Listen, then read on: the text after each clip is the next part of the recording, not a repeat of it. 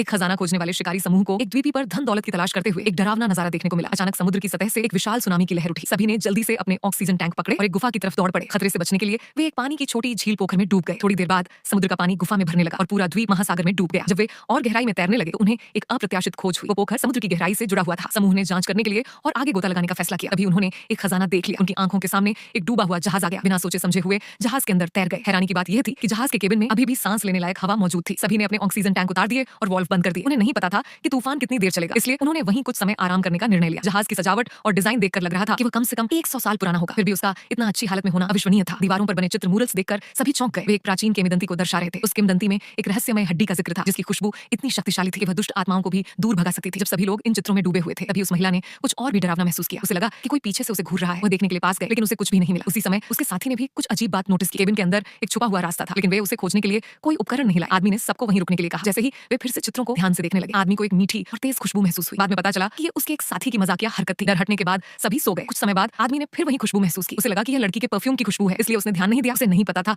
कितना समय बीत चुका है। लेकिन जब उसकी नींद खुली तो वह केबिन में बिल्कुल अकेला था। उसके साथी रहस्यमय तरीके से गायब हो चुके थे। उनमें से एक की नोटबुक वहीं उसी जगह पड़ी थी। जब उसने सावधानी से आसपास देखा तो उसे महसूस हुआ कि कुछ गड़बड़ है। वह अब जहाज केबिन में था ही नहीं। वह छुपा हुआ रास्ता अब एक ठोस पत्थर की दीवार बन चुका था। इससे पहले कि वह समझ पाता कि हो क्या रहा है, उसे भी भयानक घटना हुई। अचानक केबिन में एक पत्थर का डिब्बा प्रकट हो गया। ऐसा लग रहा था जैसे उसके अंदर कोई चीज बाहर निकलने की कोशिश कर रही है। आदमी ने तुरंत ऑक्सीजन टैंक पहन लिया और पूरी ताकत से पानी कूदकर तैरने लगा। उसे नहीं पता वह कितनी देर तक तैरता रहा। जब ऑक्सीजन खत्म होने वाली थी तब जाकर वह आखिरकार सतह पर आ गया। तूफान गुजर चुका था, दशक बीत गए, लेकिन आदमी ने अपने गायब हुए साथियों को ढूंढना कभी बंद नहीं किया। वह कभी समझ नहीं पाया कि असल में हुआ क्या था। जिस द्वीप पर उन्होंने शरण ली थी वह समुद्र से पूरी तरह गायब हो चुका था। यह रहस्य उसे जीवन भर सताता रहा। मन की शांति पाने की कोशिश में वह जहां भी जाता हमेशा अपने साथ अपने दोस्तों की फोटो लेकर चलता था। आगे की कहानी के लिए चैनल को सब्सक्राइब करें और कमेंट में लिखें नेक्स्ट।